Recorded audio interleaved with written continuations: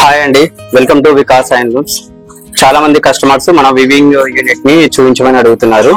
So దానికోసం నేను ఈ రోజు మన వివింగ్ యూనిట్ ఎలా ఉంటుంది, ప్రాసెస్ ఎలా ఉంటుందని మీకు చూపించబోతున్నాను. మనకు సారీస్ తయారు కావడానికి వార్ప్, వెబ్ట్ అని రెండు మెటీరియల్స్ అవసరం అండి. వార్ప్ అంటేనేమో సారీస్ లో నిలువ వచ్చే థ్రెడ్స్, వెబ్ట్ అంటేనేమో సారీస్ లో వచ్చే హర్జెంటల్ థ్రెడ్స్ ని వెబ్ట్ అంటారండి. సో ఈ రెండు కలిపి మనకు సారీస్ గా తయారవుతాయి. సో ఫస్ట్ వచ్చేసి మనం వెబ్ట్ గురించి తెలుసుకుంటాము. మనం బాయిల్ చేసుకున్న మెటీరియల్ ని ఇలా వైట్ కలర్ లో ఉంటుంది. సో డిజైన్ కోసం ఇలా ఆస్ మీదకి మనం తీసుకొస్తాము.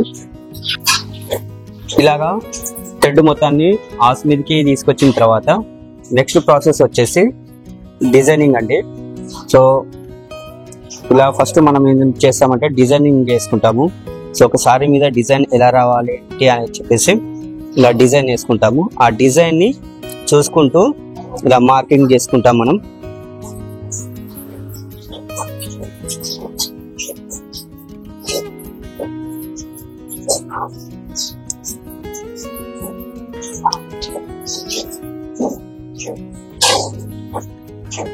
సో డిజైనింగ్ లో ఎలాంటి మిస్టేక్ లేకుండా ఎగ్జాక్ట్ పేపర్ మీద ఏదైతే డిజైనింగ్ ఉందో సో ఇలా మార్క్ తోటి ఎగ్జాక్ట్ గా వేసుకోవడం జరుగుతుంది మార్కింగ్.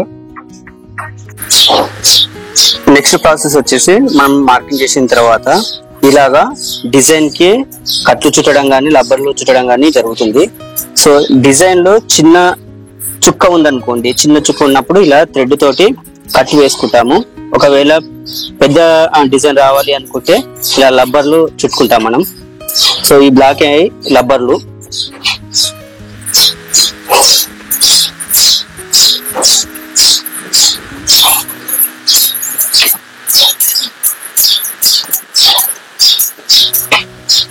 సో ఈ రబ్బర్ తోటి మనకు పెద్ద డిజైన్ వచ్చేసింది. స్మాల్ డాటెడ్ డిజైన్స్ ఏమో ఈ వైట్ థ్రెడ్ తోటి మనము ఫిల్ చేస్తాము. ఈ ప్రాసెస్ ని టై అండ్ డై ప్రాసెస్ అంటాము.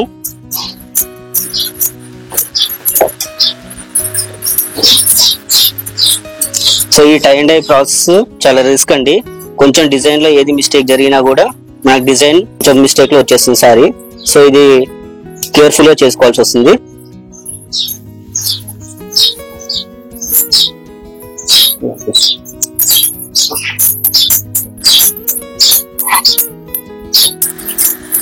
ఇలాగా ఒక్కొక్క చీరకు మనం ఒక్కొక్క డిజైన్ టై అండ్ డై చేయాల్సి వస్తుంది. సో ఇది ఒక డిజైన్, ఇది ఒక సారీ డిజైన్, ఇది దానికి సంబంధించిన tie and dye process. Next వచ్చేసి ఇది వేరొక డిజైన్ సారీ.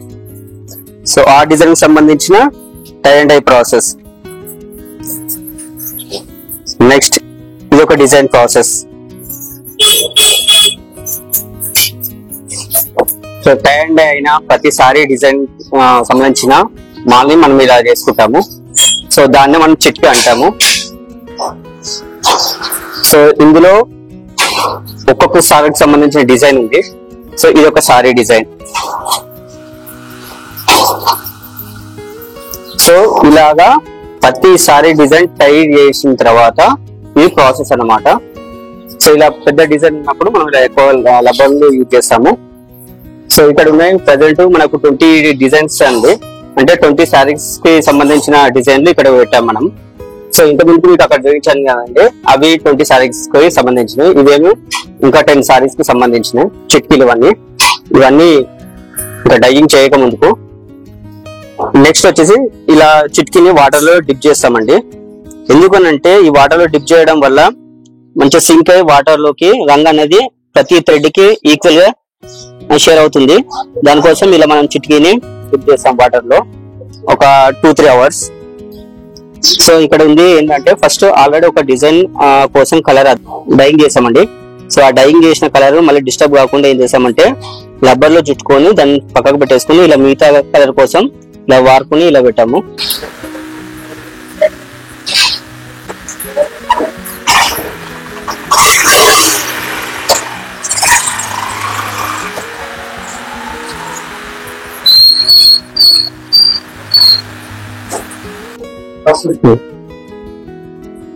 సో ఇది కలర్ అండి. సో నెక్స్ట్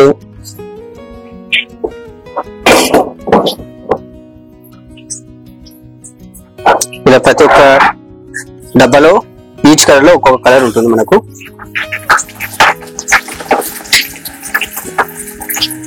మీద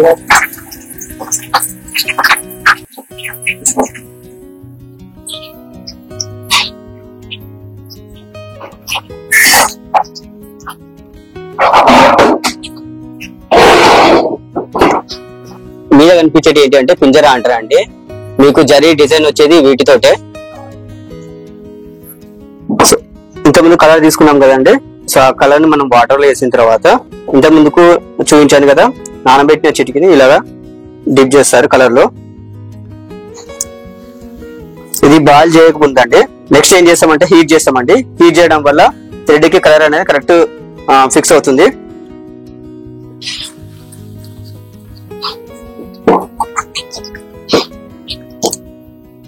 ఇలాగా ఎన్ని కలర్స్ ఉంటే చీరలో అన్ని టైమ్స్ మనం డైయింగ్ చేసుకోవాల్సి వస్తుంది.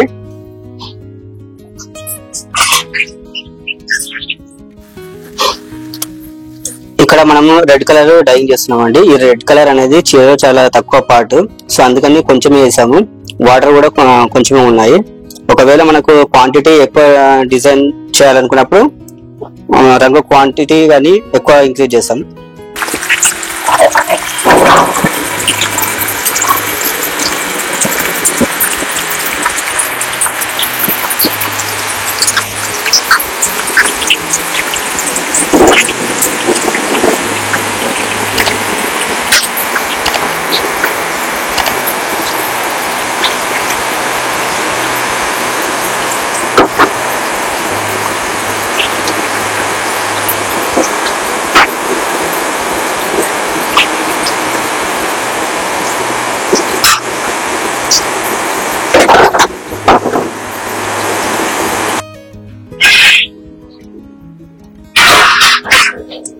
సో కలర్ ని ఇలా బాయిల్ చేసుకోవాలండి. బాయిల్ చేసుకోవడం వల్ల ఏమవుతుందంటే చిట్కీకి అంటే థ్రెడ్ కి కలర్ అనేది కరెక్ట్ గా ఫిక్స్ అవుతుంది.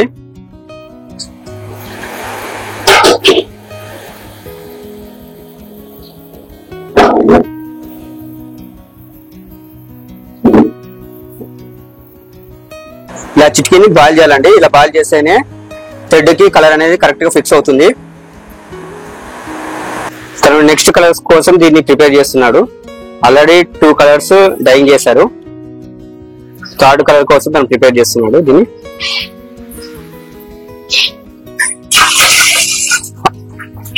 కలర్ ని హాట్ వాటర్ లో డైయింగ్ చేసిన తర్వాత నెక్స్ట్ ప్రాసెస్ అండి ఇది.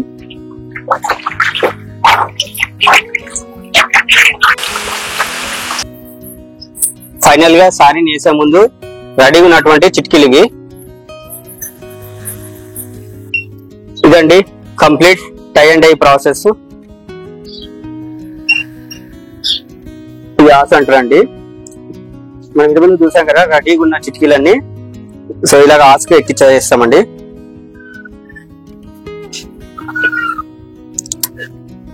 ఇది సారీ చిట్కీ. సో ఈ రాట్నం మీద మనం కండలు తిప్పుకుంటాము. ఒకసారి చేయడానికి 3 చిట్కీలు ఉంటాయండి. ఒకటి వచ్చేసి పళ్ళు, నెక్స్ట్ బ్లౌజ్, నెక్స్ట్ సారీ. 3 చిట్కీలు ఉంటాయి. అందులో మల్టిపుల్ కలర్స్ ఉంటాయి. ఆ మల్టిపుల్ కలర్స్ కూడా ఈచ్ చిట్కీకి మ్యాచ్ కావాలి. కింది డిజైన్ వచ్చేసి పళ్ళు డిజైన్ సంబంధించిన చిట్కీ అండి ఇది. మీరు ఇక్కడ అబ్జర్వ్ చేయొచ్చు. సో మనకేంటంటే 2 ఆసలు ఉన్నాయి కాబట్టి మనం ఏం చేసామంటే 2 చిట్కీలు ఒకటే దానికి ఇచ్చాము. ఇది వార్ప్ ప్రాసెస్ అంటారండి. ఫస్ట్ రా మెటీరియల్ ని బాయిల్ చేసిన తర్వాత వైట్ వచ్చేస్తుంది. వైట్ వచ్చిన తర్వాత మనం వార్ప్ కి ఇలా కలర్స్ వేసుకొని వార్ప్ చాపుకుంటాము.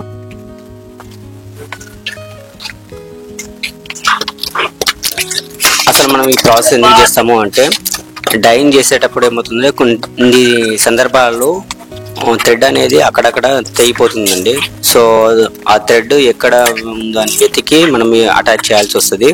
ఒకవేళ మనము ఈ ప్రాసెస్ లో చేయలేదనుకోండి, సో సారీ నేసినప్పుడు ఏమవుతుందంటే ఆ మిస్సింగ్ థ్రెడ్ అనేది అక్కడ సారీ కట్ అయినట్టు కనబడుతుంది. దానికోసమే మనం ప్రతి థ్రెడ్ కరెక్ట్ ఉందా లేదా అని చూసుకోవాల్సి వస్తుంది.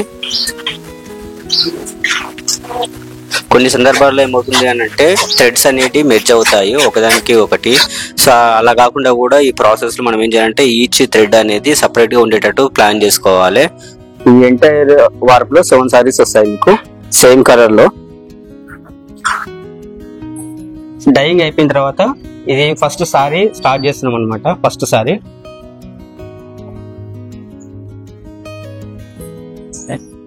సో మొదటి సారీ స్టార్ట్ అయ్యేటప్పుడు ఇలాగే ఉంటుంది.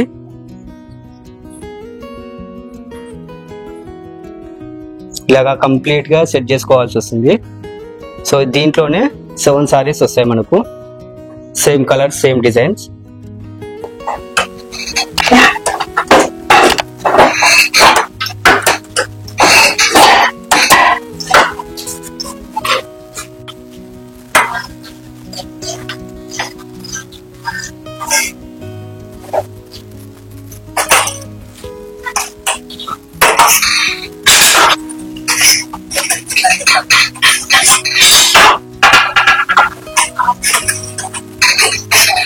ఇది ఫస్ట్ సారీ కాబట్టి ఇలా సెటప్ చేసుకోవడానికి చాలా టైం పడుతుందండి.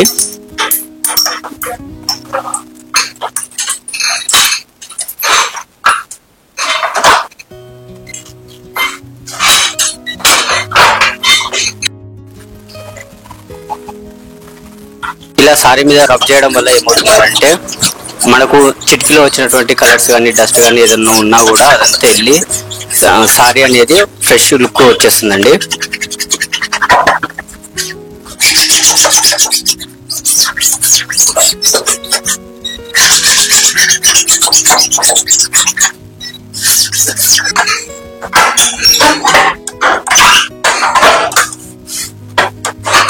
ఇదండి సారీ తయారయ్యే విధానం.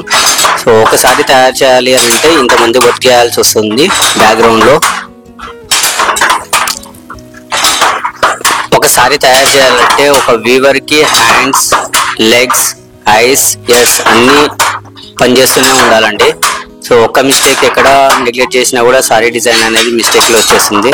సో అందుకనే చేనేత కార్మికుడు చాలా ఇబ్బంది పడి అయినా సరే ఒక మంచి డిజైన్ ని తీసుకురావాలనుకుంటాడు.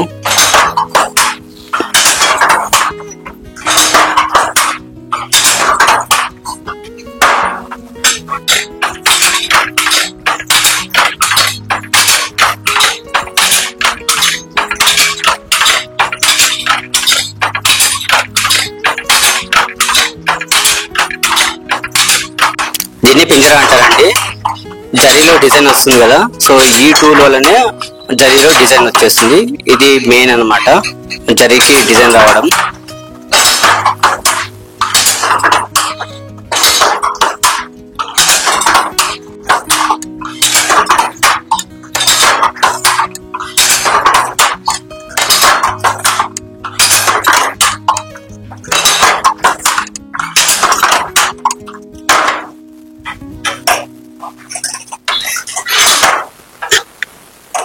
చూసారు కదండి, ఒక మంచి సారీని మీ ముందుకు తీసుకురావాలంటే ఒక వీవర్ ఎంత కష్టపడతాడో. సో ఆ కష్టానికి మీ సపోర్ట్ మన ఛానల్ని సబ్స్క్రైబ్ చేసుకోవడం. ఇది ఇంకో డిజైన్ అండి, ఇది లేటెస్ట్ డిజైన్ మీరు చూసుకోవచ్చు. చిట్కి మించి ఊసకు థ్రెడ్ చుట్టిన తర్వాత ఇది వేసే ప్రాసెస్ అండి.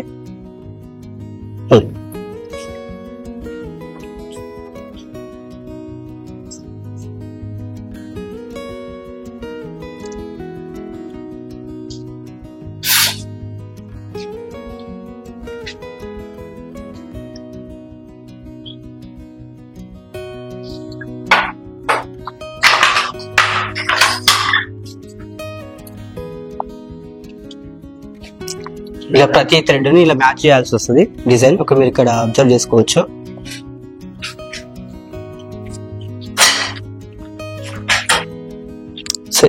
ఇలా ప్రతి థ్రెడ్ ని మనం మ్యాచ్ చేయాలి. ఈ సారీ మీరు చూడవచ్చు ఎంత బ్యూటిఫుల్ గా ఉందో. లేటెస్ట్ కలెక్షన్ ఉంది ఇది. సో మనం వీవర్ కి మొత్తం మెటీరియల్ ఇచ్చేసి ఇలా మొత్తం మనం ప్రతి ఒక్క డిజైన్ సారీస్ ని ఇలా వీవింగ్ చేయించుకుంటాము. అందుకోసమే మన వికాస్ హ్యాండ్లూమ్స్ లో సారీస్ అనేది హోల్సేల్ ప్రైజెస్ కి మీకు దొరుకుతాయి. ఇదండి మన వికాస్ హ్యాండ్లూమ్స్ షాపు. మన షాప్ అడ్రస్ వచ్చేసి AKLB handloom complex Pochampally, shop number వచ్చేసి 2425 అండి. మీరు నేరుగా వచ్చి మన షాప్లో కూడా షాపింగ్ చేసుకోవచ్చు, లేదు అంటే ఆన్లైన్లో కూడా బుక్ చేసుకోవచ్చు అండి. మన వెబ్సైట్ వచ్చేసి www.vikashandlooms.com. వెబ్సైట్ URLని కింద డిస్క్రిప్షన్లో ఇస్తున్నానండి. సో లేటెస్ట్ కలెక్షన్స్ కూడా అన్ని ప్రతిదీ మీరు ప్రోడక్ట్స్ కింద చూసుకోవచ్చు. వీడియోలో మీకు ఓన్లీ సారీస్ వీవింగ్ ప్రాసెస్ మాత్రమే చూపించామండి. బట్ మన దగ్గర వచ్చేసి సారీస్తో పాటు లెహంగాస్, దుపట్టాస్, ఫ్యాబ్రిక్, కాటన్ సారీస్ కూడా ఇవన్నీ దొరుకుతాయండి.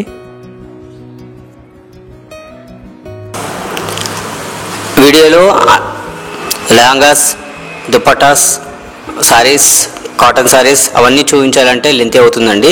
సో దానికోసమని మేము ఓన్లీ సారీస్ వీవింగ్ మాత్రమే చూపించాం మన యూనిట్ని.